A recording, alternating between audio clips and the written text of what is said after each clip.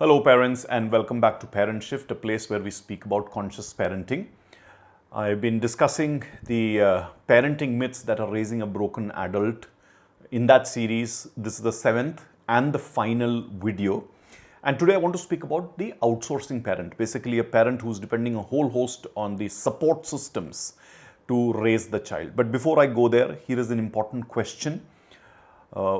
Please reflect on this. Are you raising a child or are you learning parenting management? I'll repeat that question for you. Are you raising your child or are you learning parenting management? Focus on this, reflect on this, and I'll cover bits and pieces of this throughout the video. Now, let's come to the video at hand. Do stay with me towards the end of this video and leave your learnings in the comment section so that I know what worked for you. Now, ironically, today's parenting, and for a whole host of very busy parents, and I'm here addressing busy parents, also those parents who are so endowed that despite having the time possibly, they are choosing support systems. So I'm addressing these two sets of parents. One set of parents who really don't have the time to parent their child, and the second set of parents who possibly have the time, but they want all the support system and leisure. They want to parent at leisure. So what's the unfortunate truth of these two kinds of parents? Imagine this, the child with an iPad in its hand, with a happy meal at its hand, and a nanny or its nanny on its tail.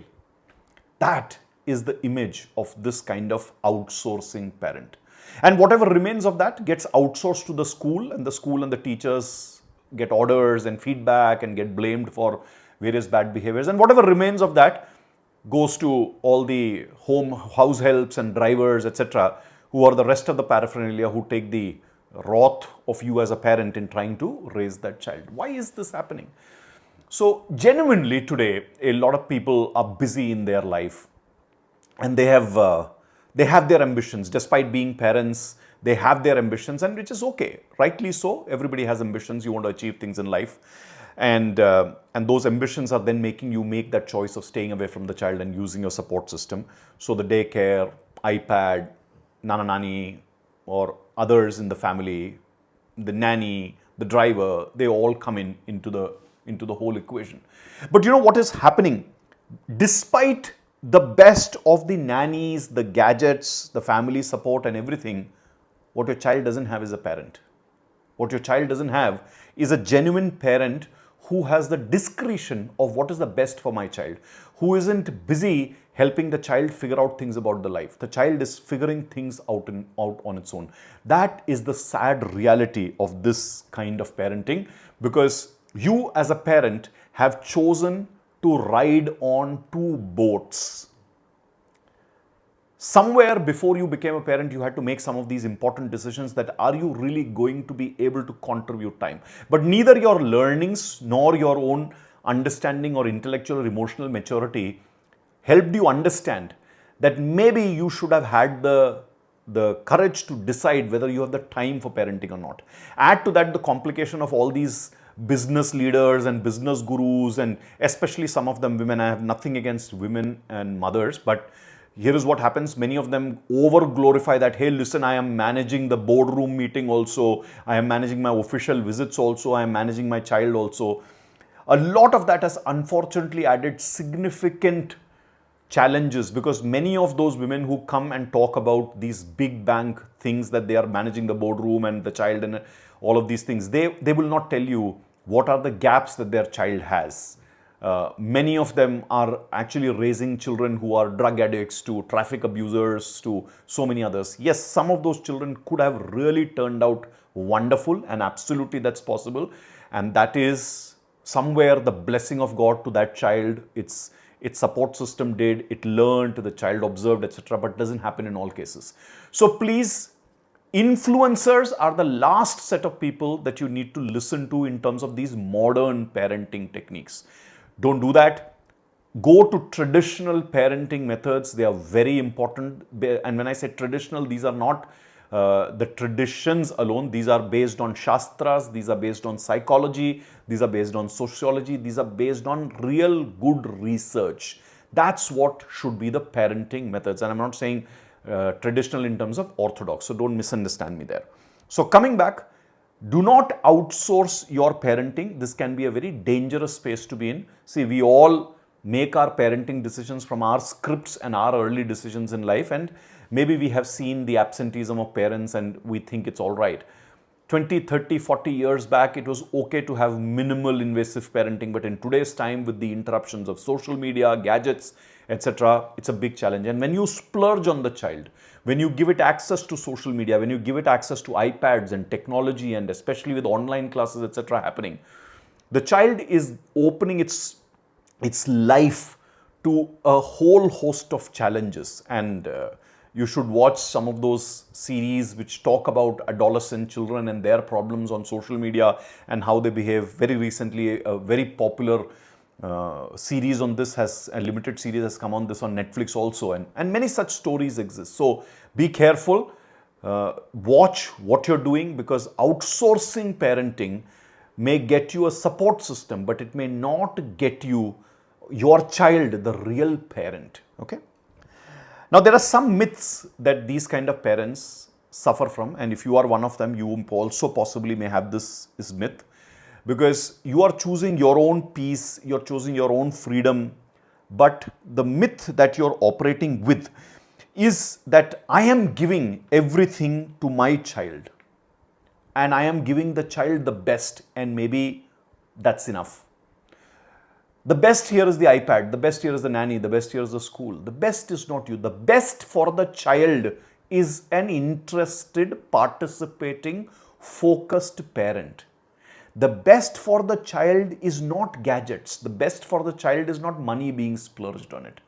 So if you have this myth that you're spending for the child and you're arranging the best support system, that is not parenting. It's just support system.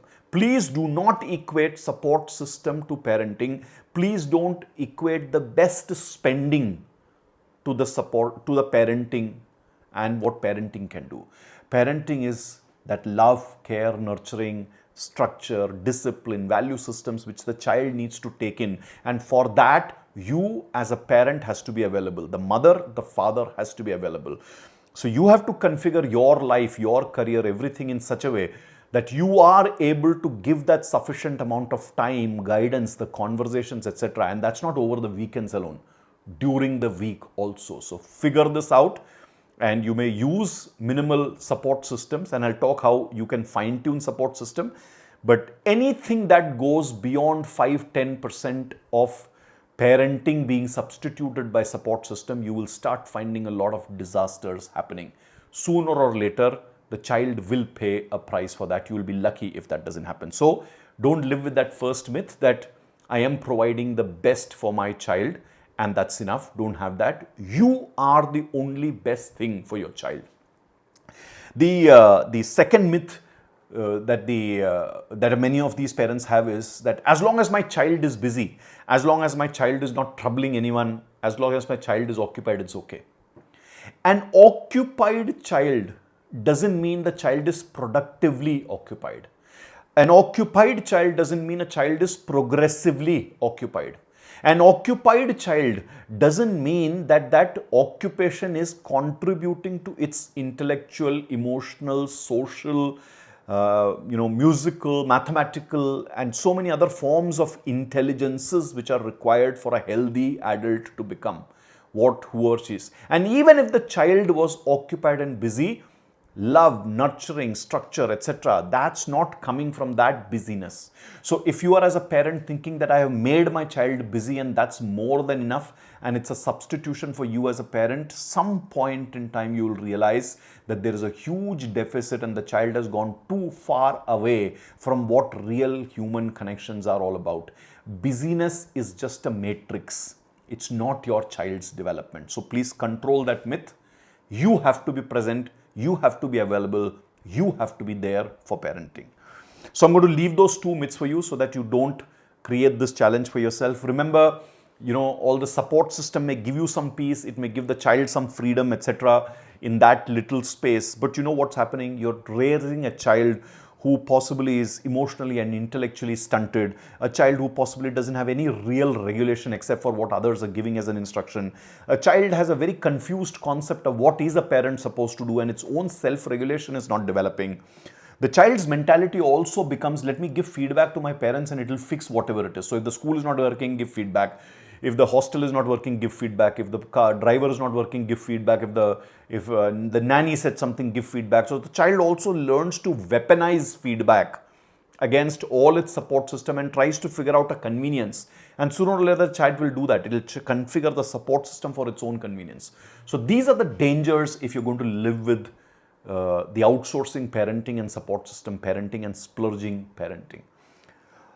How do you get yourself out of this? Number one, there is no choice but to be available as a parent. If between both of you spouses, you are not available for at least 80 to 90% of the time when the child needs a parent, then it's a big problem. 5-10%, like I said, here and there you can adjust with a support system. It's grandparents, it's nanny, it's daycare, etc. But if you are missing for more than 10% of the time as a parent, there will be a substantial deficit in your parenting, because there are important moments that you will miss out, and with every 5-10% increase, like at a 20%, 30%, it's becoming more and more and more, because when a child needs you, it needs you. So there is no other option but to be available physically between both of you as spouses. Now, the one way that you can do is you can divide the parenting load between both of you as parents and take up at least 90% of that space. So do that, and some of this has to be decided before you bring a child into this world. And I've said this earlier, don't listen to the liberal influencers out there who are saying the child can be taken care of, you can provide the modern methods, modern school and all that, and the child will come out well. No, it won't. Parenting has no substitute. And for parenting, you need both the parents available, the biological parents. In this case, if the child is your own, and if you're adopted parents, then even more you need to be present, because here then there is an additional bond that you need to develop with the child. The second is, you just don't need to be available, but you also need to be engaged in the most critical things. And I often say this, carefully watching silently watching and carefully correcting. So you need to watch and observe your child, where does the child need you, and then step in and correct carefully wherever you need to course correct, redirect, do something. So that form of engagement is also about care, nurturing. When is the child going to bed? When is the child waking up? What are the things that the child is doing? The day's structure, what is the child involved in reading? How is the child progressing with academics, sports, music? Is it getting sufficient stimulation or not? Is it staying away from devices and social media? In fact, up until the age of 16, you should keep your child off social media and devices. It's extremely important. There's enough research which is now screaming this very, very loudly. In fact, the social media is found to have different kinds of images and challenges for a girl child and a boy child, where for the girl it can bring a lot of identity crisis about beauty and looks and appreciation and getting thumbs ups and likes, etc. For the boys it becomes, what kind of stunts am I doing? Am I doing something noticeable? Am I looking the alpha, the macho? Do I have a gang and belonging? So both girls and boys pick up very strange challenges from social media, and it becomes very difficult for them to then concentrate on real things in life. So be engaged, fine-tune the support system also. Wherever you need, talking to your to their grandparents who are helping you, or the nanny or the daycare center, figuring out if they are working with the right value system. So that's real engagement. And within that, I had said the third thing, which is device and social media regulation. So do that, exactly like I said, take them off. It's very important to keep them off. It's very important to have parental control on the devices. Today, Google and iPhones, the Android and the Mac systems, they make it very easy for you to put parental controls. Do that, do it on the television, etc. Last but not the least, you have to very importantly teach the child the importance and the value of money and perks. So if you have a car and a driver assigned, what's the value of that? What's the importance of treating the driver, the car respectfully? whether it is taking care of the car, cleaning it, or knowing that it's not going to be available at beck and mercy, go to a friend and this, not for everything. How does that be regulated? How is that regulated? Or if the child has a device, how is that regulated? If the child is getting pocket money, how is that regulated? So as an outsourcing parent, don't have guilt. Don't use money and indulgence and gifts to splurge and splurging on your child to overcome that guilt of being absent. The child is going to start taking advantage. So teach the child money and the value of money and perks, like make them do chores and make them earn the money. Make them do things and earn a vacation, earn a gift, etc. Yes, you can have 1 or 2 occasions in the year when you give a gift for no other reason, but because it's a certain occasion. However, for most others, make the child earn it beyond a certain age. I've personally been doing this with my daughter ever since she's been 5 years old, and there are times when she has wanted some very expensive gifts and I've said, okay, you can buy it with your money. She went to the store, she looked at it, she spent some time with the object, and simply because she realized that I'm going to be spending my money, she has walked away from it. And this is not just now. When she was 6 or 7, I think that was the first time she walked away from a store and she did not buy something, saying that I don't think this is beneficial. In fact, very, very recently, just a couple of years back, I wanted her to get the PlayStation 5. And she said, no, I'm not going to do this because I don't have the time to use it. So like that.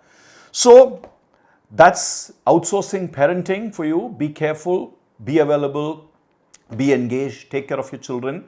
Like I'd asked you at the beginning, are you raising your child or are you learning parenting management? So don't be someone who learns parenting management. Figure out the right way of parenting as a parent. Be available at least 90% of the time there.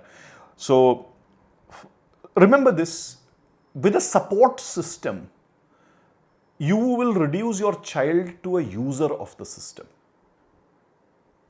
Only when you are as a parent available in the optimum way will you raise good human beings. So remember this, don't raise a user of a system.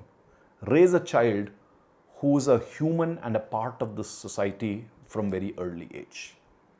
Take care of yourself and your child.